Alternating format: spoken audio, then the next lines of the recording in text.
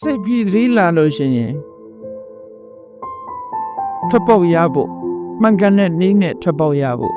ရသော်ဖျားကလမ်းညွှန်ပေးထားအဲ့ဒီလမ်းညွှန်ရဲ့အတိုင်းကြီးလိုက်နာကျင့်ကြံရုပ်ကိုအားထုတ်မယ်ဆိုလို့ရှိရင်ညီတူမှစိတ်ထဲမှာပောက်ကွဲမှုတန်တွေကိုခံရမှာမဟုတ်ပါဘူးချစ်လာလို့ရှိရင်လည်းထွက်ပေါက်ရသွားမှာပါမြတ်စွာဘုရားရဲ့တရားဓမ္မတွေကိုမနာရလို့ဒီနည်းစနစ်တွေကိုမသိတဲ့ပုဂ္ဂိုလ်တွေဘုရားတရားတော်တွေကိုမျက်ကွယ်ပြုနေလို့ဒီနည်းစနစ်ကိုမသိတဲ့ပုဂ္ဂိုလ်တွေဟာစိတ်ရထွက်ပေါက်ဆိုပြီးတော့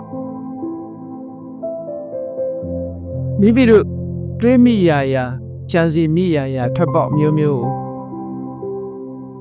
ပြုလုပ်ကြတယ်ဆိုပါလို့လောကသူတွေမှာလူငယ်လူရဲ့အတိုင်းအမိုက်ဝိုင်းနေတဲ့ရန်ခါစိတ်ညစ်စရာဆိုတာတွေ့လာရန်ခါစိတ်ညစ်စရာတွေ့လာတယ်ရန်ခါပျော်စရာတွေတွေ့လာတယ်ရန်ခါစိတ်ထဲမှာအလိုမကျတာတွေတွေ့လာတယ်ရန်ခါကျတော့မထိမ့်သိမ့်နိုင်တော့အောင်ဒေါသပေါက်ကွဲလာတာမျိုးတွေတွေ့တတ်တယ်အဲ့ဒါလို့စိတ်အချင်းအကျ emotion တွေများလာလို့ရှိရင်ခက်ပေါက်ရှာမရတော့ဘာလို့ကြ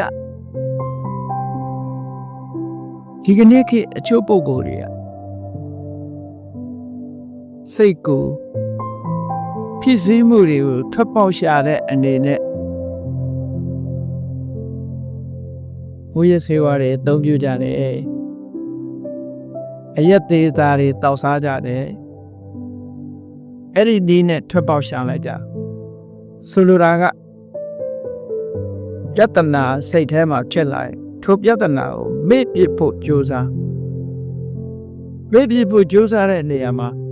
အာယုတစ်ခုနဲ့လွှဲဖယ်ပြီးတော့အစားထိုးပြီးတော့တကယ်ဖြစ်စည်းနေတာကိုဖယ်ရှားပစ်ဖို့မကြိုးစားပဲနဲ့စိတ်ကိုခိတ္တခဏမေ့သွားအောင်တခြားနည်းလမ်းတွေနဲ့ထွက်ပေါက်ရှာရအဲ့ဒီထွက်ပေါက်အားတကယ်အစစ်အမှန်ထွက်ပေါက်မဟုတ်သည့်အတွက်ကြောင့်ဒီထဲမှာပဲပြန်ဝဲလဲလာတကယ်ငြိမ်းချမ်းတဲ့အပြင်ကိုမရောက်မသွားပဲနဲ့အတွင်းထဲမှာတဝဲလဲနဲ့ထွက်ပေါက်ရှာရင်းနဲ့ဒုက္ခရောက်သွားကြအကျဉ်းချက်တွေပိုများလာယတနာတစ်ခုကနေနှစ်ခုဖြစ်လာတယ်နှစ်ခုကနေသုံးခုဖြစ်လာဒီကနေ့ထွက်ပေါက်မှန်ကန်ထွက်ပေါက်ကိုမရှာနိုင်ဘူးဆိုလို့ရှိရင်ဒီလိုပဲပြတ်တယ်တက်တာ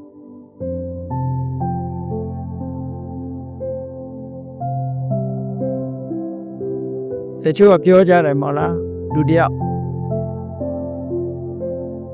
ကွမ်းစား